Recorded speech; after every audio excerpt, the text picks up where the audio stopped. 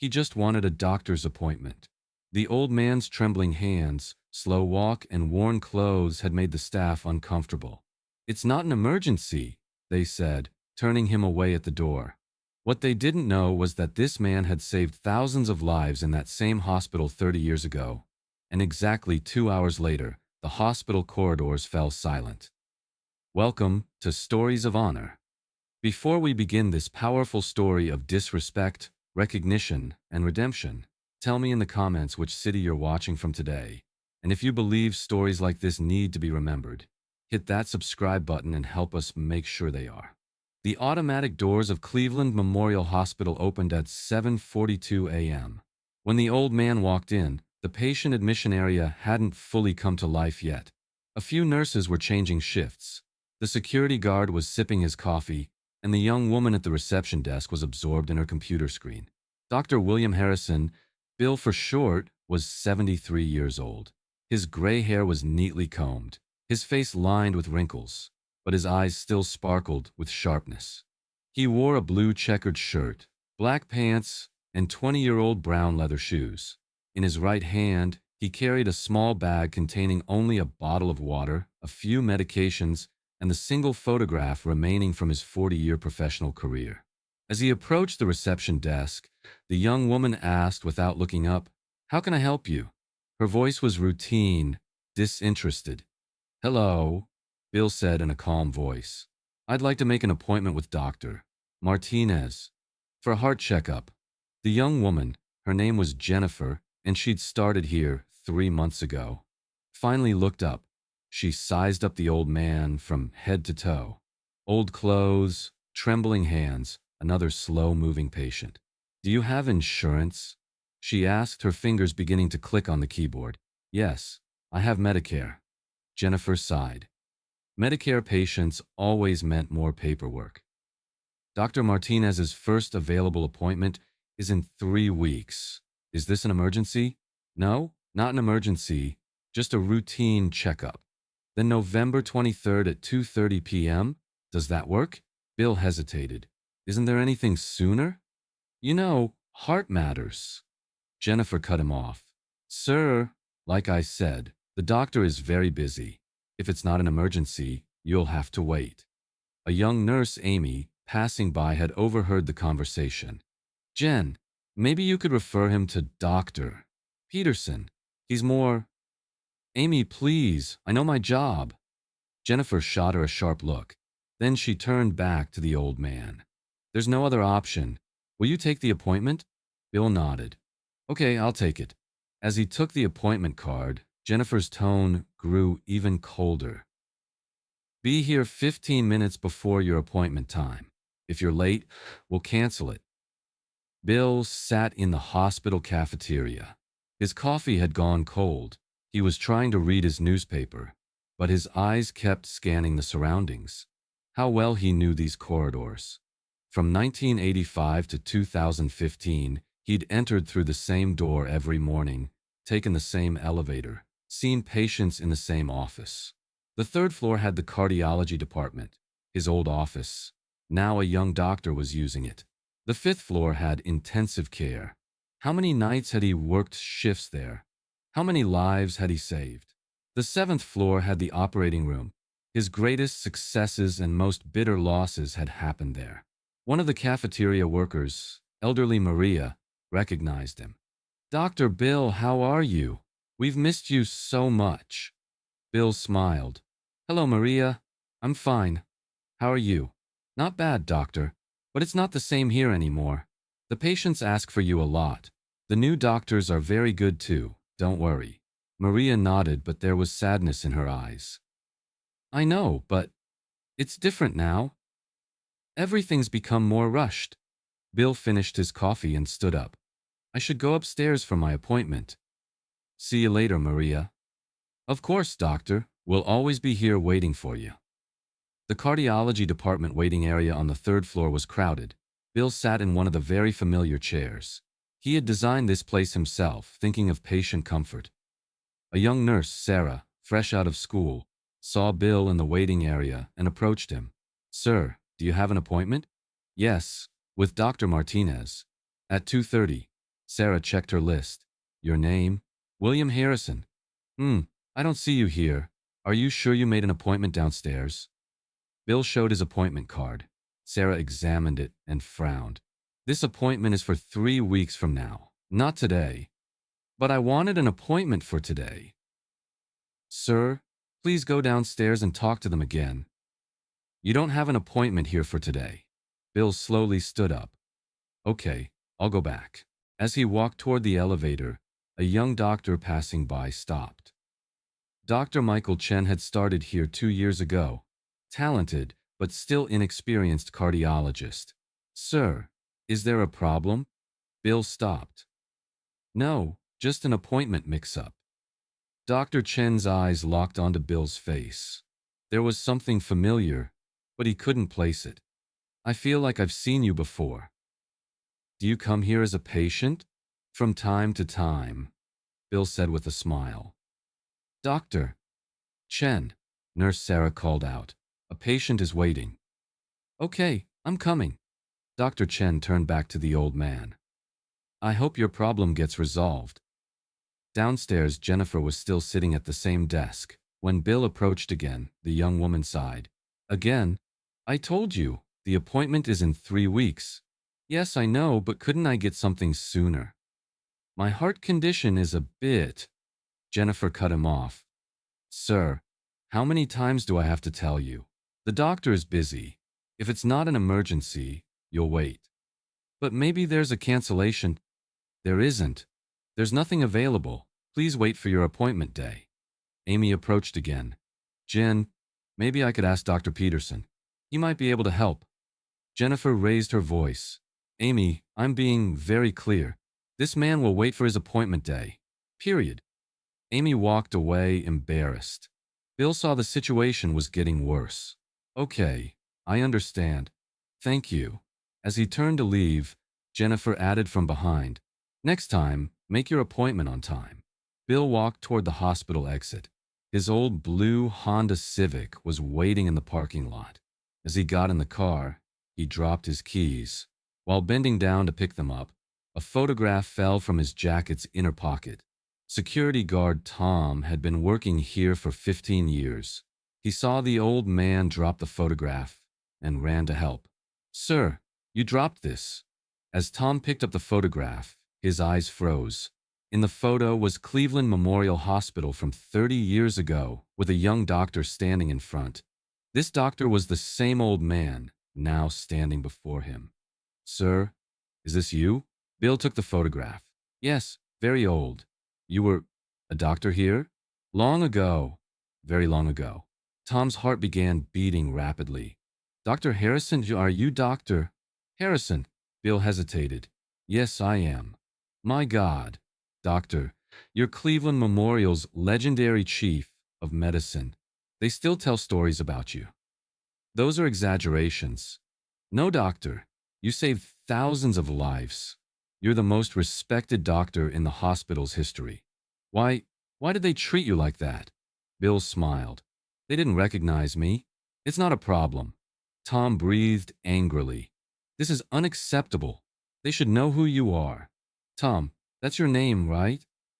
I don't think it matters. It matters, doctor. It matters very much.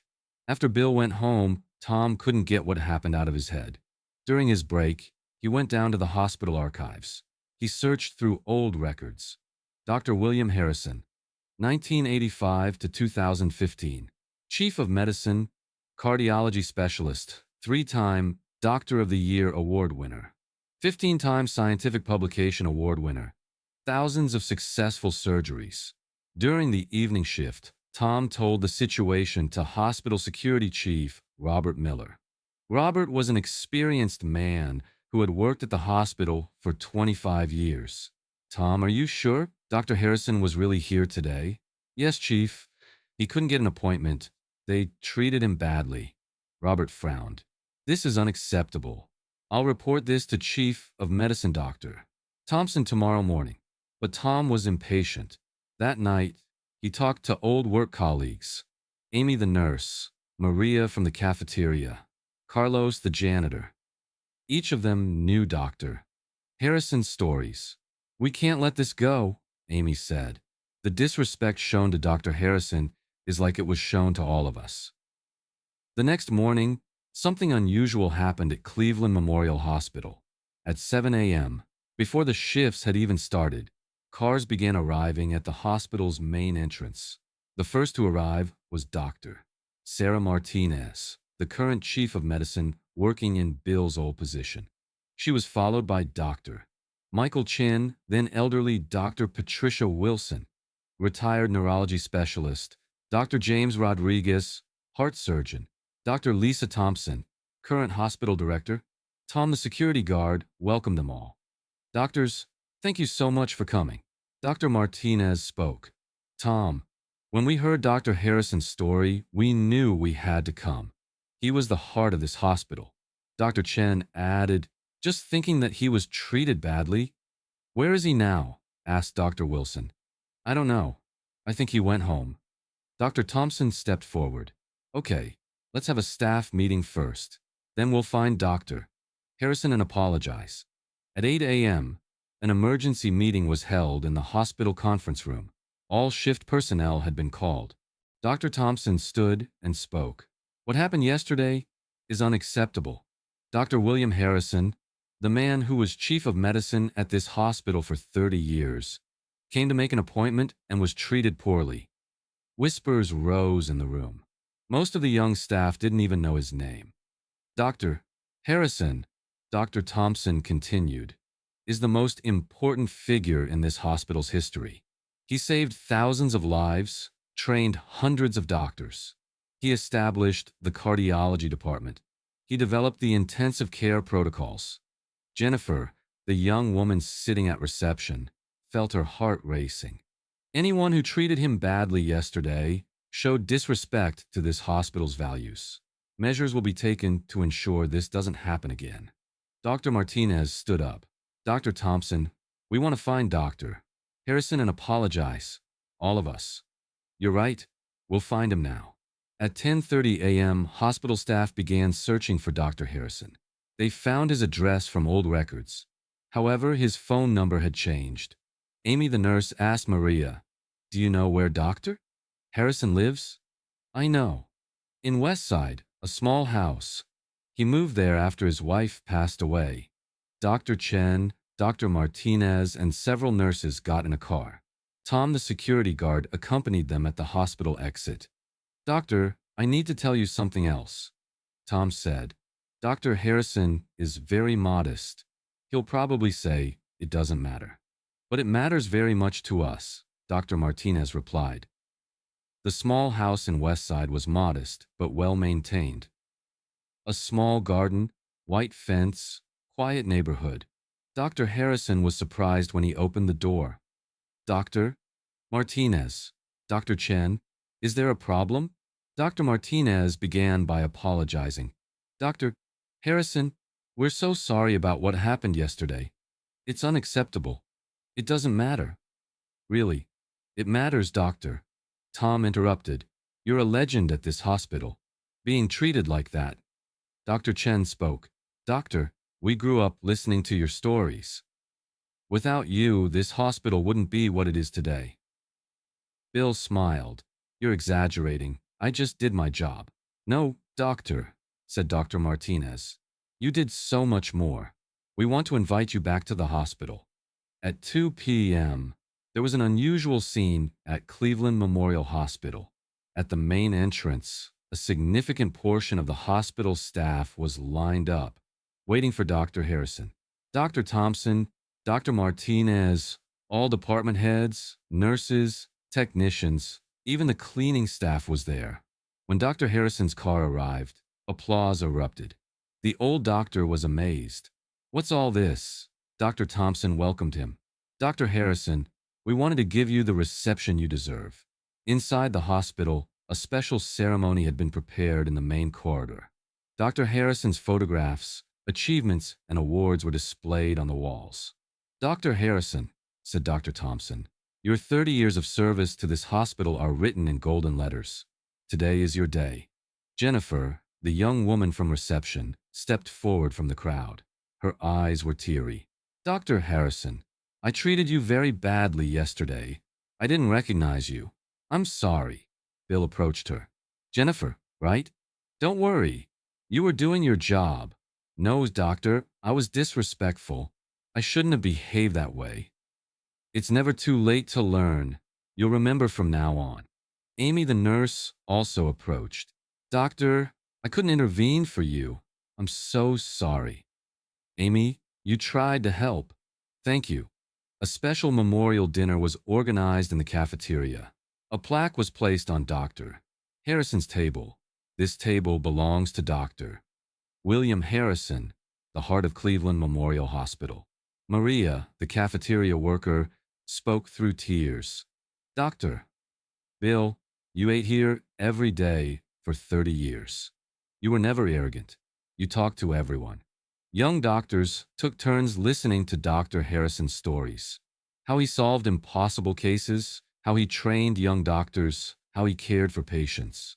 Dr. Chen asked, Doctor, what's your most unforgettable memory? Bill thought. You know, the truly unforgettable moments aren't what happens in the operating room. Seeing a child walk again, an elderly patient hugging their grandchildren, a mother's fears disappearing. Those are the unforgettable moments. That evening, the hospital administration made Dr. Harrison a special offer, an honorary consultant position mentoring young doctors 1 day a week. Dr. Harrison, said Dr. Thompson, your experience is very valuable.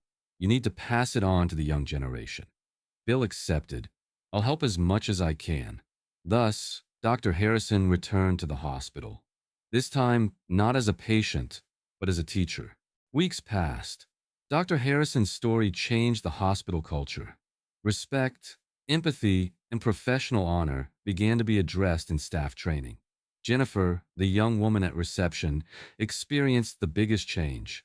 She began showing special attention to every elderly patient. Dr. Harrison taught me the biggest lesson, she told Amy the nurse. Appearances can be deceiving. Every person has a story.